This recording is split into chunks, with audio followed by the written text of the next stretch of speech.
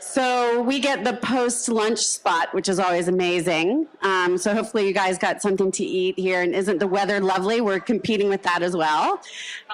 But so excited to have this conversation with Kate, who's going to walk through some more detail on Lenovo's strategies and things like that. This is her third time on stage today. So hopefully she'll be able to talk. But you know, as we prepped yesterday on all the wonderful things that are happening at Lenovo, which are amazing, you know, we didn't really talk about like when you first got there. So why don't you, you know, give us an insight in, you know, what you saw when you first got to Lenovo?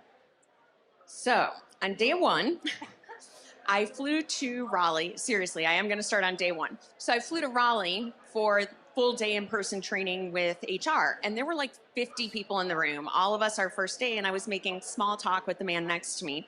He was a field sales rep and he had boomeranged. So he went and worked somewhere else for a couple of years. He came right back and he said, well, I don't know what to tell you about working in the marketing organization. I don't know much about that, but I can tell you that you can always feel great about the products you're promoting because we offer top of the line in every price band. And I thought, oh, well, this is a good way to start.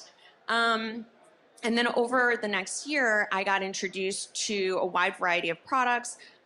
Yoga was the pioneer of the convertibles market. It's a 2-in-1 product, so it's a laptop and you can flip the screen around the hinge, make it a tablet. It has a touch screen. It has a stylus that you can garage in the hinge so you don't lose it. And so many innovations on that product line, so many bells and whistles. Then there were Legion gaming PCs, and I was learning about those just in time because my boys were getting older, and they were getting to that age where they think that you're lame, they don't understand your career, they can't explain it to their friends. And I was like, I had a meeting with Fortnite yesterday, and then all of a sudden I'm in good again. And then ThinkPads, ThinkBooks, you might use them at work. This is something that we don't talk about very much because people assume that it's table stakes. It should be table stakes. But what I love about the product is that I've dropped it going through security about 5-6 times. And it's still operating. And in my prior roles, I was using competitive computers and I did the same dropping while going through security. And those products did not survive. So people who work for Lenovo are big fans of the products, and we get really excited about all the innovations. And that is how we communicated through our advertising as well back then. It was totally product focused. It was just showing off all the specs that we thought were so cool, all the new innovations. And we were targeting a group of premium buyers who we knew don't wait 7 years until their laptop dies to get the next one. They can actually be motivated to buy a new computer just because the stylus can be garaged in the hinge. Yep. So that's where we were when I first came to Lenovo 5 years ago. Yep. And as we talked yesterday, you know, Lenovo, global leader, right? A little bit more challenged here in North America. So where did you sort of take all of that product insight into your campaigns and marketing from there? Yeah, I think a couple of things have happened over the years. First of all, everyone would tell this story differently, but I'm a media person. So the way I think about that huge group of premium buyers is that it was too huge, and your investments can't make the impact that you want when you're, you know, throwing those dollars out to this huge audience. It's more ideal if you can tell stories that feel personal and relevant, and you can do it throughout the entire decision journey. So from my perspective, we needed to change. We needed to narrowly define those audiences, and then we could do a much better job with our marketing. At the same time, Lenovo's vision is to provide smarter technology for all. And when we say for all, it's many different groups of people who they're having a certain challenge or something can be improved, and that can happen through the technology. And so it's about showing the utility of the technology and then couching it in the context of your daily life so that it seems super relevant. So there were a few different things that drove us toward a strategy that focuses on much more narrowly defined groups of consumers or even niches. Yep. And what I love about sort of that insight is, again, being challenged by heavy competition in the Americas and having to find that one insight but then also turning that into something that I come from a media background too. I'm the sales side, but you didn't have a lot of budget to do this. So talk about how you took that insight and then went deep and narrow. Yeah, we are significantly outspent by our direct competitors. So we didn't make a wholesale shift from broad audiences to niche audiences. We started testing. So I'll talk a little bit about how yoga went about this. So yoga offers all of the bells and whistles. It's portable, it's functional, it has a bunch of different form factors. We just launched one with a dual screen. If you can't imagine what that looks like, just look at the unboxing videos. It's really cool. But they're particularly well suited to people who are creative, and they use a laptop for those creative pursuits. They spend many hours per day on this, either because it's their passion or it's their career. But they will get the most. They will use it for all of its functionality. The latest devices are being shipped with AI Creator Zone installed in the device. So that's private AI, it's text to imagery, etc. So those are the people who are going to get the most benefit, these creative people who need a laptop to pursue their creativity. But what are those? Graphic design might seem super obvious. It's still too broad for us. I mean, Adobe, Canva, there's so many other indirect competitors who are all over the graphic designers. Maybe photography, but that's still broad as well. So we started doing research, particularly on social platforms or with contextual targeting partners. We looked at hashtag research. We wanted to identify, like I said, a group that would get the most out of the product, but something very small, because it was a test. We didn't even put any media investment behind this at all. So we identified this group of hashtags.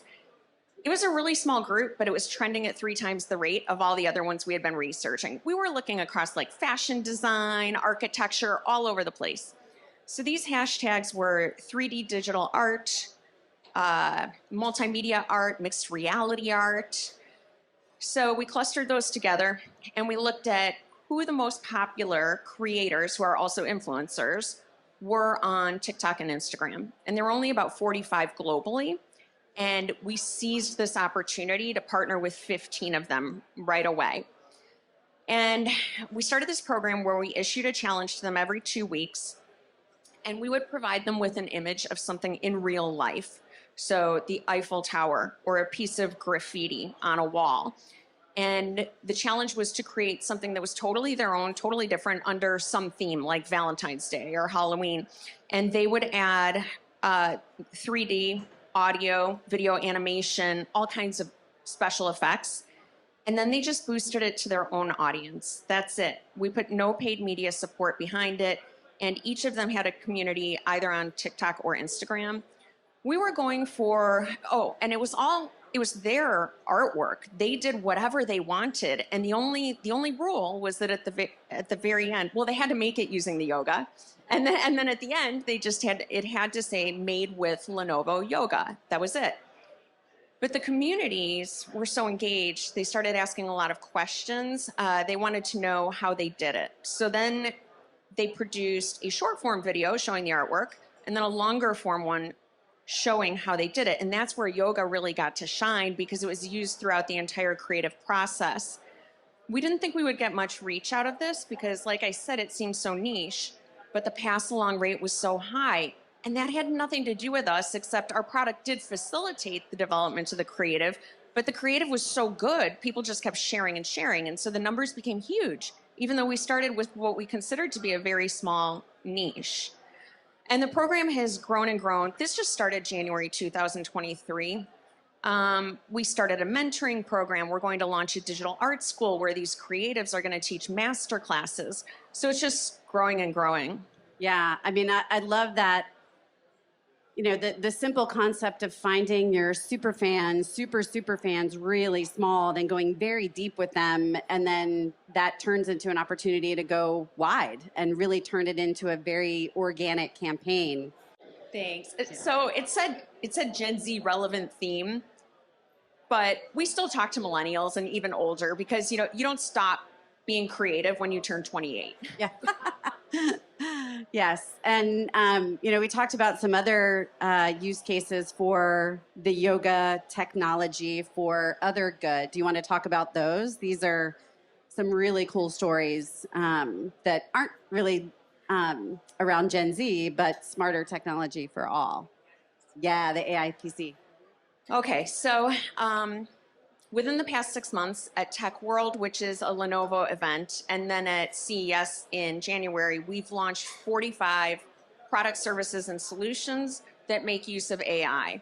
So, for example, within the yoga, we have the AI Creator Zone, and that's especially for creative people. Within the gaming PCs, they're not available everywhere yet, but they're starting to ship in some markets.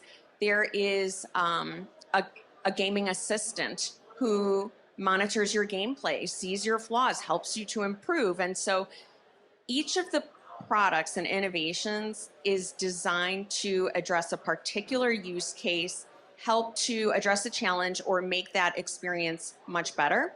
So this is huge because people who are hearing impaired, who speak through sign language, can only communicate with others who understand sign language. So that's a very limiting pool. But the AI was developed by having dozens of Brazilian signers stand in front of the computer, and we recorded hundreds of hours of signing. The AI learned to interpret, translate that to Portuguese, and then once it was translated to Portuguese, it could be done through voice or written text, and then any other language that you wanted. So the opportunities for them to communicate are now limitless. I love that. And, AI is such the buzzword everywhere, right? And just to hear it be used for good is a good thing. Yeah, yeah. So this is a digital twin that was created for a 24-year-old woman named Erin who had just been diagnosed with ALS. So this project started quickly after her diagnosis. The digital twin, I think it's 90-some% accurate. So in terms of the way that her body moved, her mannerisms, her facial expressions, and her voice.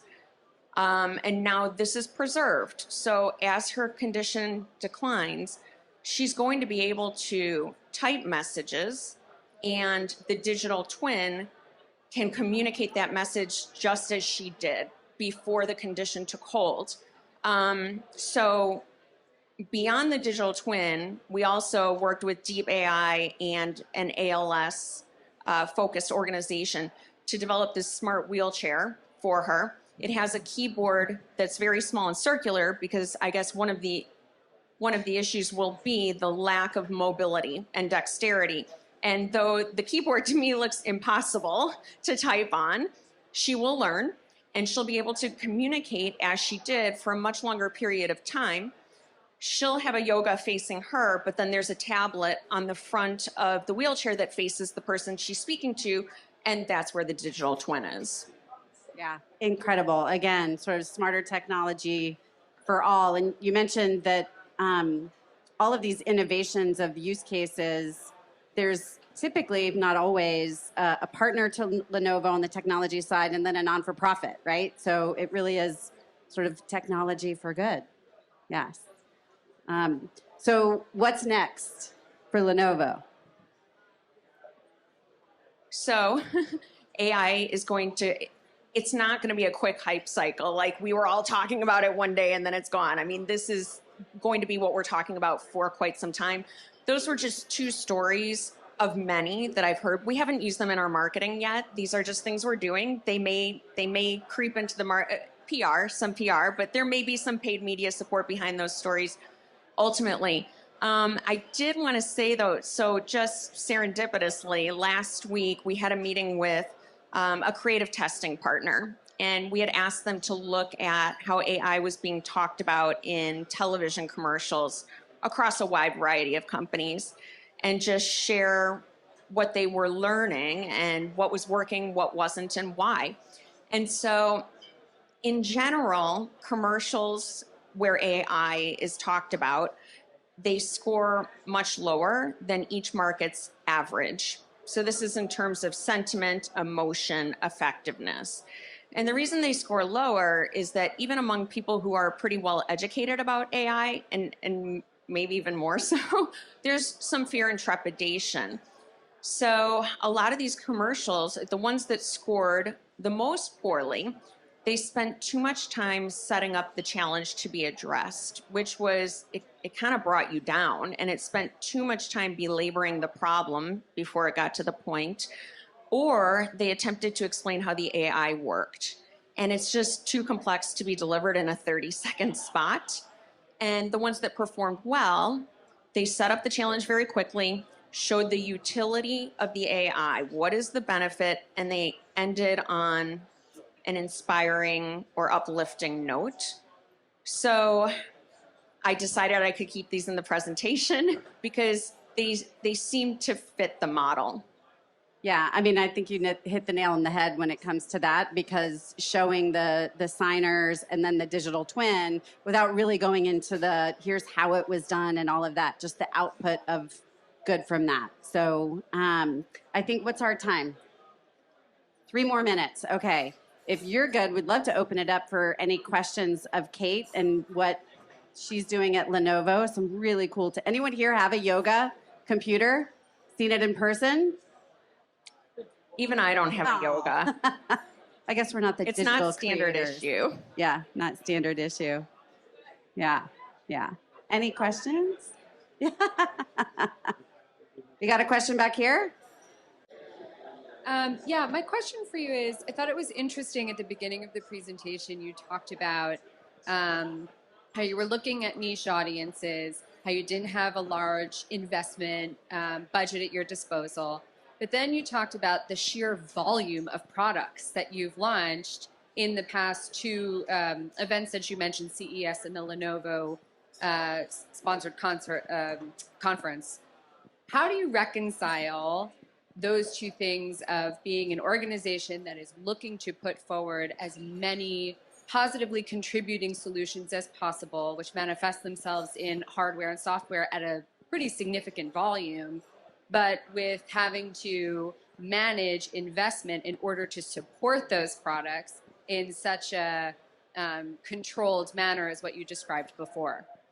Yeah, I mean, this is the challenge of my life every single day. I want more money, but I'm not getting it.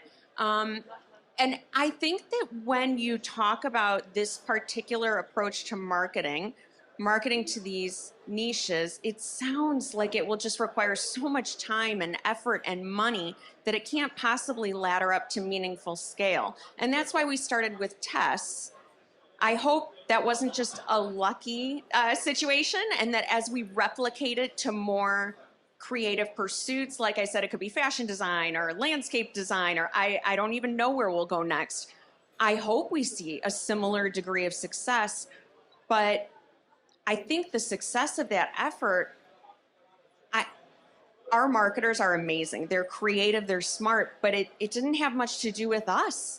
It was the people that we chose to partner with who were very talented, and they were not macro influencers, not yet.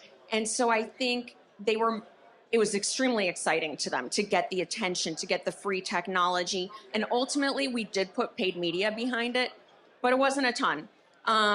Up until now, it's been just US, UK, India, and it's been only TikTok and Instagram, but in the fall, those people, for the first time ever, they're going to get exposure outside of their home channels. Yeah, so I hope to continue to see results like this, because our budgets are meager compared to the competition. And to get that kind of scale, it makes all the difference. Yeah, that was a great question. That was mine too. Like, how do you if you don't have the budgets of HP and everybody, how do you do it? And I think, I'm not a creative person, but I would imagine we're both linear folks. But when you constrain creativity to a very refined amount of a small box, if you will, you can get really good things. So it's a really good program. And with all the tools that are being launched now, I mean, in the past 2 weeks, we've met with Google, Amazon, Meta, all showing the AI tools that they've created to help us with content creation and optimization. And so that's a little bit different than what I'm showing here, but personalization is going to become more easily attainable. All right, thanks everybody.